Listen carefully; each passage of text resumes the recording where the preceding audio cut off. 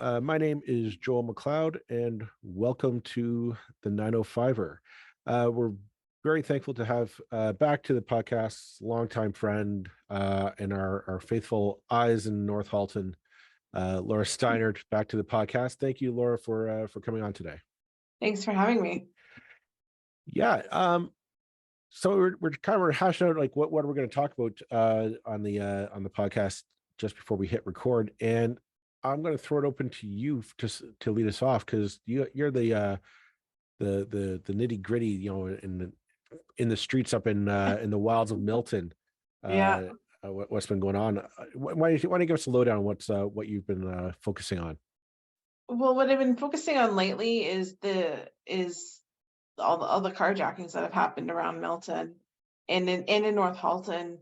There was police and and a couple of community leaders, a couple of local councillors got together and got a forum about a week ago now, and it was pretty well attended, and they were talking all about the increase in carjackings. And I don't know it's a GT, it's not just a Milton or North Halton, it's not just a Peel problem, it's not just a Halton problem, it's everywhere around the GTA.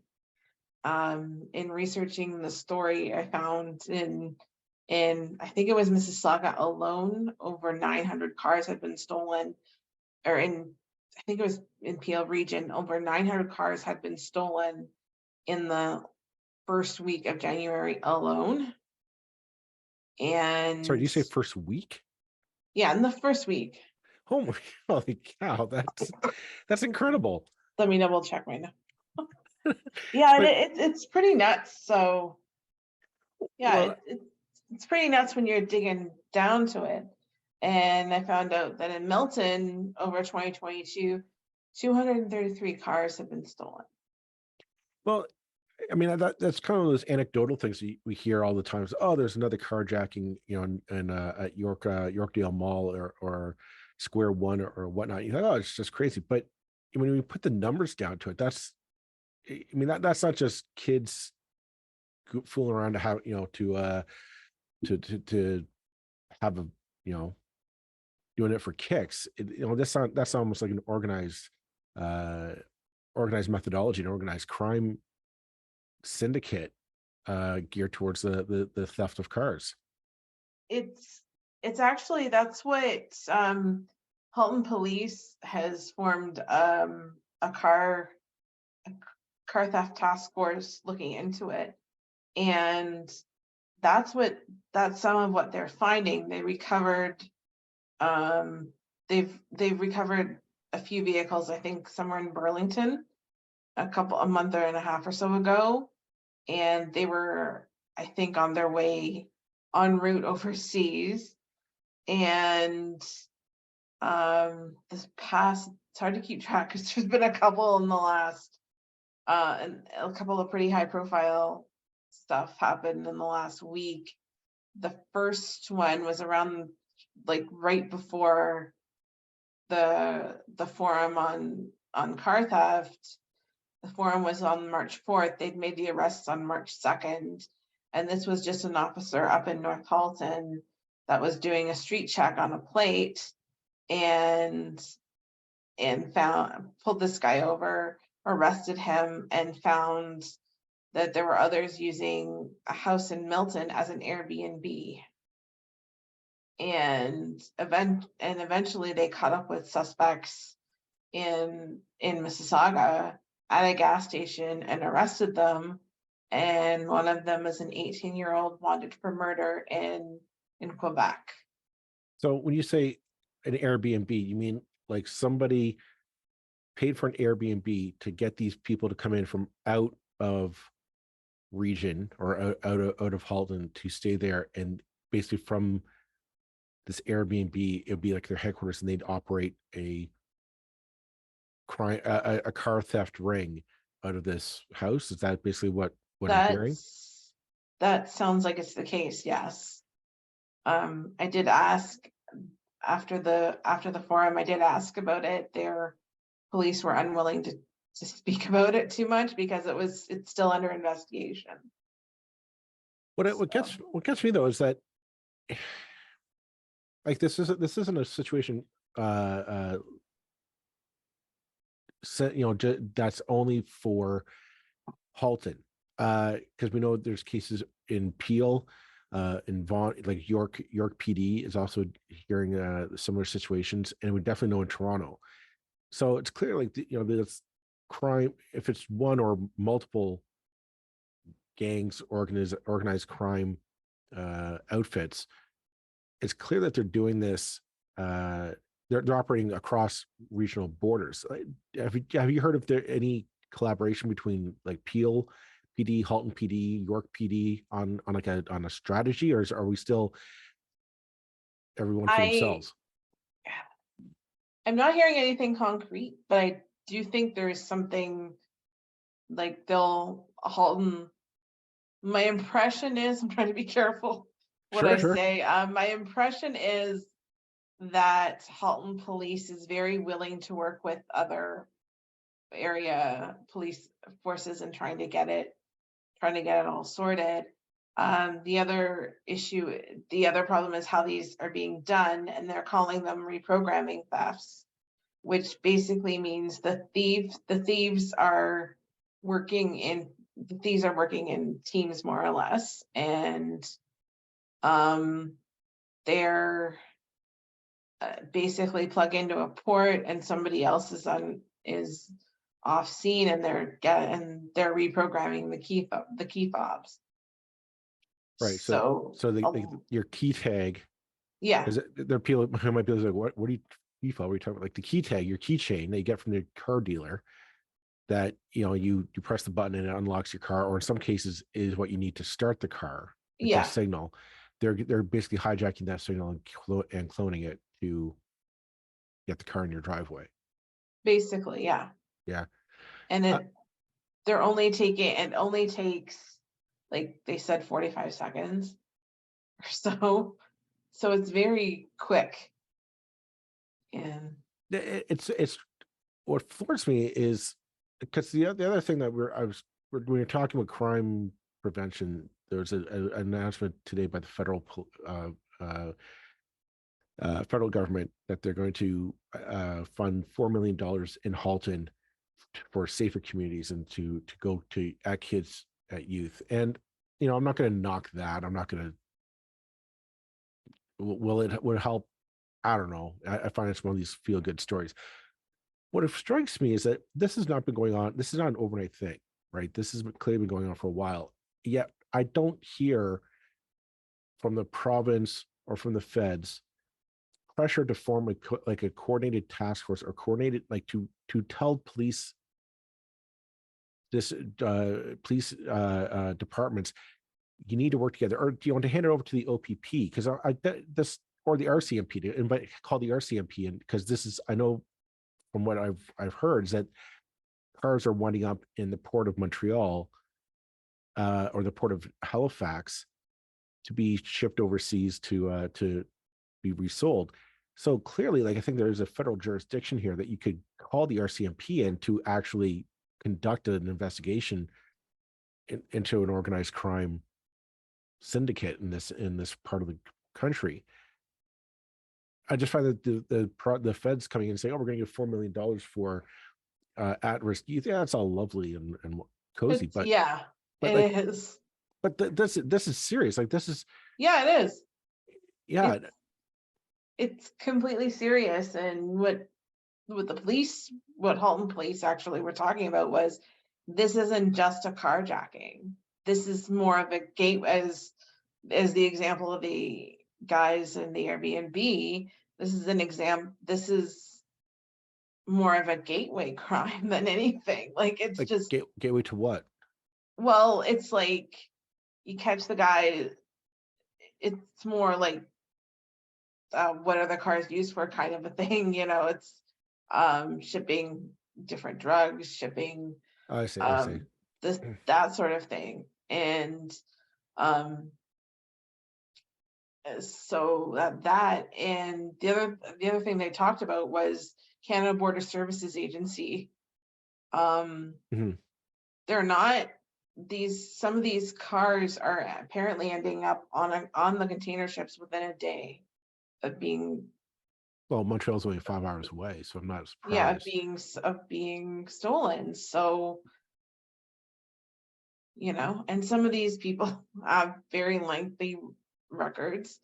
This isn't their first they're not first time offenders by this point. So, Well, um I mean, it's clear that, this is, if they're winding up in Montreal or in Halifax being put on shipping containers, I mean, this is clearly outside the realm or possibly the expertise of Peel or Halton PD or York PD. To them, I mean, they wouldn't know they wouldn't know who to approach in Montreal to get the lowdown on who's shipping cars to, wherever. Again, of course, like,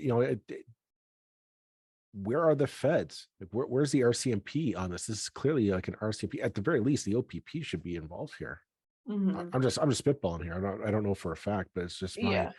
my 2 cents. My 2 cents here. Well, one of the things that was mentioned is Bill C-75, which I had to look it up to find out what it was, but Mhm. it was a piece of legislation that gave judges a lot of leeway with the more violent criminals.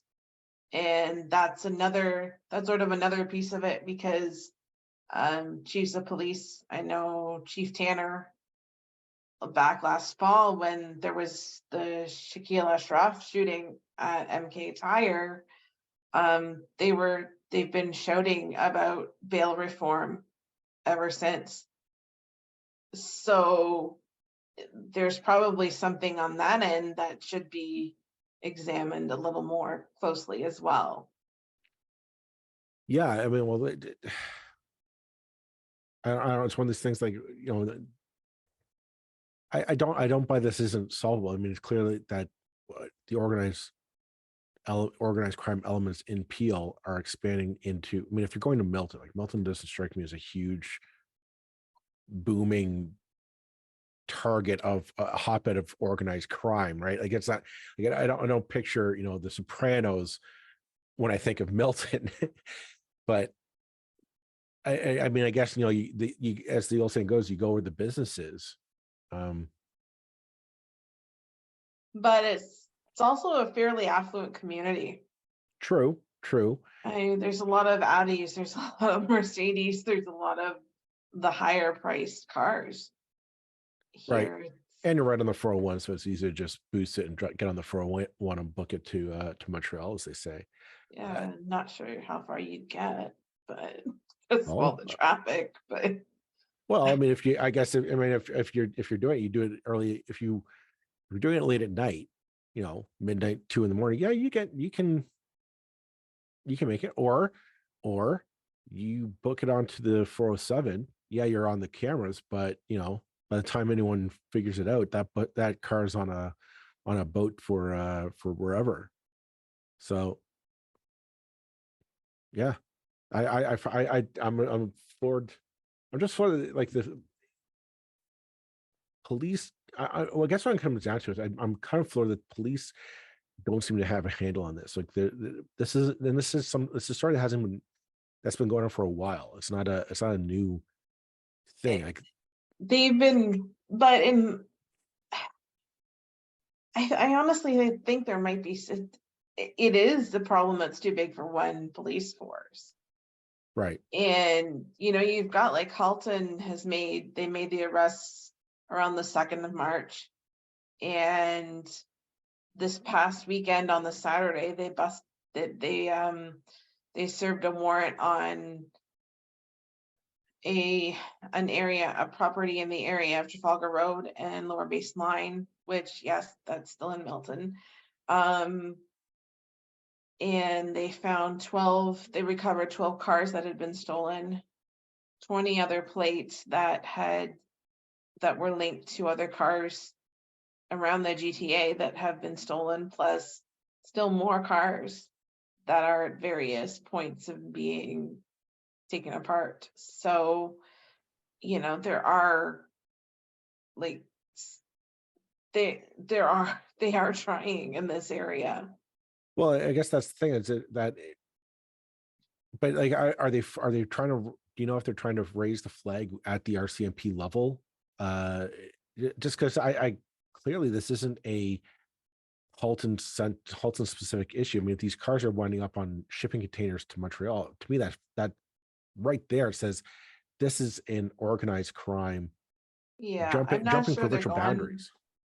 I'm not sure they're going that high, but I think they're trying to get the attention of CBSA, because Okay. obviously that's an awful lot closer than the Port of Montreal. It's just um Yeah, it, I'm puzzled, but like it just the strikes me as the RCMP, which is supposed to kind of govern that inter-provincial crime, right? Like the crime that jumps across borders. I don't know. It's a I'm puzzled. I'm puzzled as, or if they're not the ones to do it. I could be wrong, but if they're not, then who would cover that interprovincial crime? I don't know. That's that. Like I dare say at the very least it would be the OPP and maybe the Sûreté de Quebec, working working to coordinate, because it has to be an end organization at Montreal. They're not just driving into Montreal saying, I hope I can get this car onto a shipping container and quietly board it onto a ship for, Dubai or China or wherever it's going to Yeah. go. So there's got to be an organization at the end there. So that right there, you have to say there's an organized crime ring happening. And it's more than a 19-year-old kid with a criminal record in an Airbnb in Milton. Yeah. That's a good story. I think I'm going to put that on my to-do list of people to follow up with on ask them to come in. But let's take a look at a second story. I wanted to talk. I love talking politics, so let's talk politics. The Hamilton by-election recently happened or it's happening, I should say. But the early vote count, or the early vote numbers came in, and it's only 5% of all eligible voters voted in the advanced polls in the Hamilton Central by-election, which I know by-elections are low. By-elections are low turnout affairs, but 5%, that's telling to me. It's telling to me too, but in a province where we pretty much gave Doug Ford almost a blank mandate to do with whatever he wants, it's kind of, I could see a lot of voters feeling, well, what's the point? And then there's all this other, I think we're probably about to touch on this, so I'm hoping not to spoil, but all the anti-Semitic stuff that's flying around that race. That would turn me off too. That's true. Because if there's more, especially if there's more than, I haven't been following too closely, except for there's been a video of, I think it's the NDP candidate saying something, and that kind of fascinates me a little bit, because we talked about it recently on the like the previous episode, and basically yeah. how the story goes is B'nai B'rith basically accused Sarah Jama of anti-Semitic, I don't want to say anti-Semitic, but like they accused her of anti-Israel sentiment, basically because she attended a pro-Palestinian rally at some point. Brian Lilly caught wind of it. He wrote a whole op-ed, and basically it culminated in a debate with the Liberal candidate Deirdre Pike and Sarah Jama, basically ultimately just going back and forth, one accusing the other of racism, the other accusing them of anti-Semitism. It was just a nasty turn event. I should clarify my report, my earlier statements, because I'm just looking up information here. Joey Coleman of the Public Record said that although 5% of registered voters have voted in the Hamilton Center by-election, apparently that is a record. Because apparently in February 2020, Ottawa, Vanier, and Orléans by-elections were 2.4% and 4.35% respectively. So apparently Hamilton Center really wants to cast votes, but it's not something that, again, it's not something that it's a big, these by-elections are never big turnout events, but I think it's a, I don't know what, I don't know what to make of it. I get the sense that people are possibly angry with Doug Ford, but they don't know where to park their protest vote. I think that's a fair comment, because the Liberals, and it could also be that the provincial Liberals haven't really got their house in order yet with the leader and whatever new maybe new policy that's coming from them. Well, that's the thing. I think people are angry with Doug Ford's government, his policies, his the direction, whatnot. Also, the other assumption I would say is Hamilton Center has always been NDP riding. Like I can't think of the last time. I can't think of the last Liberal member of provincial parliament from Hamilton Center. It's always been Hamilton Center as far as I can remember. So for them to say that's the sad thing, is like when these ridings become like a one party security blanket, I guess, like that you just know that that one party is always going to win that seat. It does take it draws it there's no competition for it, right? Nobody's expecting change in that riding. No, well, maybe a part of it was Angie Harbaugh. That was her riding, right? Yes. Well, you had the party leader coming out of that riding for a number of years. And, when you've got something about a stronger voice, supposedly stronger voice at Queen's Park, and a party leader, that might have something to do with it as well. But as I'm going back to the whole issue, the whole anti-Semitism issue, people are just tired. Yeah. Like, it's just going back to last year, last June, there was a provincial election. Last fall, the municipal election. This year, there's rumors of another federal election before the end of the year. And Toronto has a mayoral campaign going on, and now Hamilton has a by-election. So voters are exhausted. That might play a part in it as well. I think so too. I think a bigger factor would be, I think the anti-Semitism in the campaign definitely draws. I don't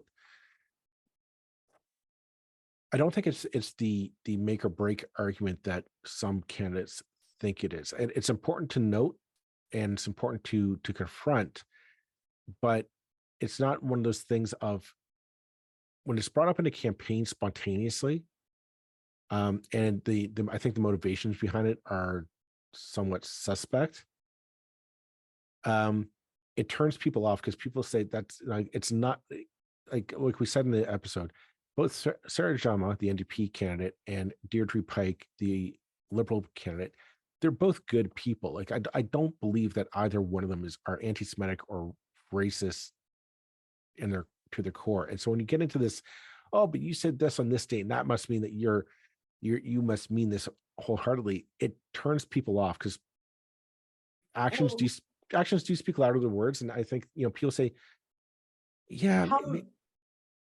How many years ago was it that Miss Jama? It was I don't know the exact years. Well, the accusation was she was back in university. She was a member of a pro-Palestinian campus club. So I mean that's suspect in itself.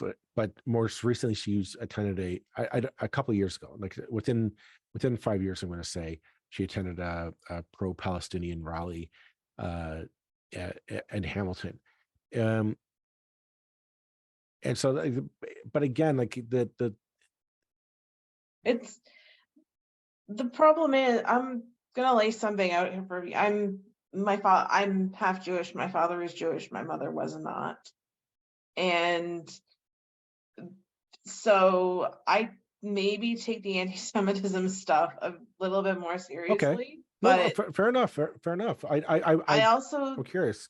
think in the context of that, and this is the reason why I asked what time, I also think that we need to rediscover the idea that views can change over time, and that let's say she made these comments years ago as part of, whatever, however she felt at that point in that at that point in time, Right. and she has demonstrated since she has learned, I'm gonna say she has learned more, has learned better, then I mean, it's maybe we need to recognize that there's a bit of room here for evolution. see the question, and I don't want to. The You- question we had, Roll and I had the debate over was, were they would you actually qualify them as anti-Semitic remarks? Like she didn't. Her remarks were in the efforts of a pro-Palestinian. Like she just didn't want Palestinian lives harmed. Is it a did she have questions against Israel's policy in the Middle East? Yeah. Do you agree with her? Not fair enough. At no point did I hear any remarks such as Israel needs to be like wiped off the map, or anything like that would be conflated with anti-Semitism. Like it's one of these things, like we're really stretching here, and it's one of those things of, okay, is it A case of yeah. questioning the Israeli state versus Well, it's not. That's not what she. Yeah, anti-Semitism kind of a thing. that's not. That I didn't hear those remarks in the clips that I heard. That's not what I heard. Um, trying to find it now, just since we're going into yeah, it's not we didn't hear anything about like a necessarily anti-Israel sentiment. It was more about a pro-Palestinian life or whatnot. Even still, the context of the clip it's a very murky clip that we're all relying on. So Yeah. that's why I don't want to say, oh, it's very clear she meant this or that. At the same time, when I get a chance to kind of clarify the remarks, I don't think she did a great job, and she kind of muddied the Yeah. waters by not really saying, no, I believe, Israel has a right to exist, but I support a two-state solution, which is generally what I think most Canadians envision in that part of the world. More importantly, I was asking, like, what's the point in the question we had was, what's the point in having the Liberal and the NDP candidates whose bona fides are in the social justice world picking a fight over something that, quite frankly, we thought was just it was a grenade thrown into the mix by by a right-wing conservative pundit, Brian Lilly, just to stir the pot, rather than actual debate over the issues, which a lot of people are going to be. It's going to be a negative look on Doug Ford's record, as it should be, like from the whatnot. It was just, yeah, it like I don't want to defend either one's remarks, but at the end, I don't buy that Sarah Jama or Deirdre Pike are either one of them, based on their records and their actions, are anti-Semitic or racist at all. I found that, so that's why I found this whole debate in the media was a rather dishonest, or kind of a it wasn't done with the best of intentions of getting to the truth. I should try to It was a clarify. distractionary tactic, more or Kind of, less. yeah. And it was meant to But just stop people criticizing Doug Ford and drawing negative attention to his party's record. Because let's face it, three out of four candidates there are going to campaign on, hey, they've done a bad job. You need me to help stop them. But rather than have that debate, they decide, oh, let's all go pile on each other and accuse each other of anti-Semitism and anti-Black racism and Lord knows what else. I just said that was it's not a good look if you're a progressive No, on that front. Yeah, no, it's not a good look.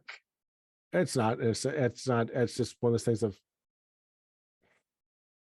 like, in the end, what's going to change? Nothing's going to change, and I think the No, and I think I've even said this before on the podcast. This is what happens when we don't vote.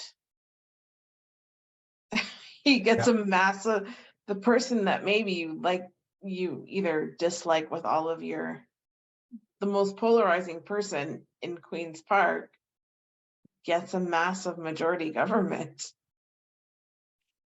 it is, and it's, So well, you need to, you kind of have to give a damn, right? Yeah, like this yeah, is the thing that matters, and you have to look past the slogans, and to kind of know when you're being played. That's the thing. yeah. The accountability factor is a big thing, because I don't know how many I don't know how many PC party MPPs, like, I know during the campaign I kept hearing that they weren't doing any debates. They weren't they hardly did any interviews. And I know that now I contacted my MPP's office for a statement about a story, and at some point was passed off to the Solicitor General's office. Yeah, And this is on a community, like, I get it was about a crime, it was about the car story, and I get it. You want to get your legal facts straight, but this is happening in your community. You mean to tell me that you don't have something to say about that? well, they should. And if they have something to say, they're welcome to come on the podcast and say it. We'll give them an ear, or give them a microphone, I should say. You know what? I think we're going to call it quits for on this one. But thank you very much, Laura, for coming on and talking crime and politics. Always juicy topics on the 905er. Yeah. All right. Thanks very much, and we'll be back next week, folks. Take care. Bye-bye. Okay. Thanks for having me.